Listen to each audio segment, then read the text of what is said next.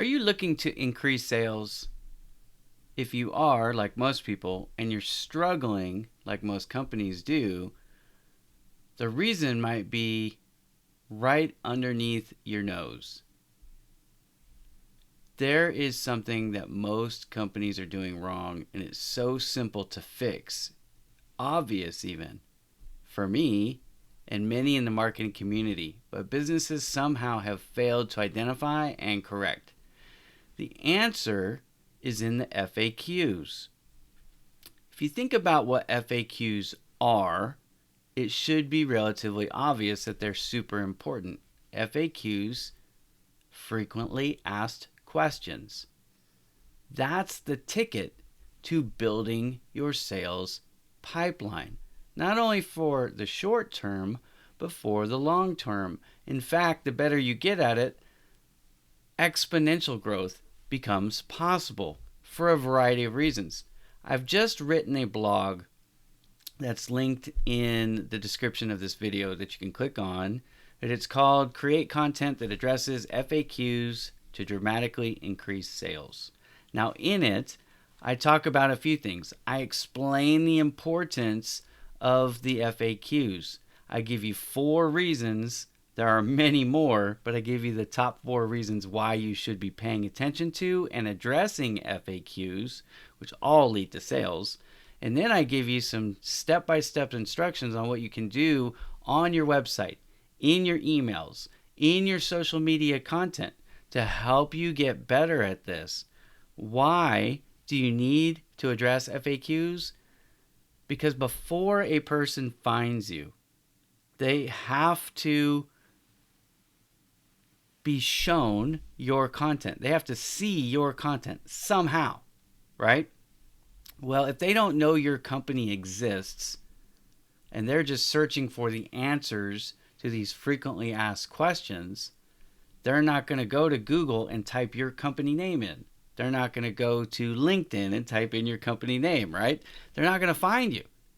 But if you have content that addresses their most important questions, the questions that are being asked most frequently by your prospects, by your core target demographic, then you're more likely to be discovered.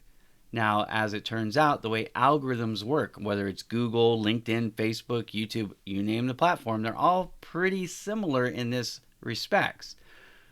Their search is designed to show relevant content. In other words, if I say, who can help me increase my marketing, right? Who can help me take marketing efforts and transition to sales? That's the kinds of things that I want to be found for. So if I know people are asking that question, I need to create content like this that addresses those questions. The more people that come to see my profile, that come to see the company's page, if they interact with my content, it's like a snowball effect. The platform is paying attention to not only who comes, but how they interact with your content. FAQs, frequently asked questions. That's the thing that's pressing on people's minds. So if you have content that addresses it and you do a good job of explaining the answers, now all of a sudden the other things become important. The things that most people are leading with, which they shouldn't, that stuff becomes important. What do I mean? How long have you been in business? What makes your product or service so great? How much does it cost? Things like, would you like to schedule a demo? Would you like a consultation? All of those things are secondary. If you don't capture the attention of the audience right out of the gate, and you have to remember this world has become an instant gratification world, so you don't have much time. So if you lead with, we were established in 1986, or we were the number 1 sales team in 2024, whatever, those things are not so important to lead with. They can actually trip you up because a person is not likely to scroll through paragraph after paragraph, line after line, go to a 3rd, 4th navigation menu on your website to find the answers to their FAQs on some page that was an afterthought and is buried in the menu. No, you've got to lead with it. And even beyond that, I get into this in the article. Each page on your website, for example, should be designed for a specific purpose.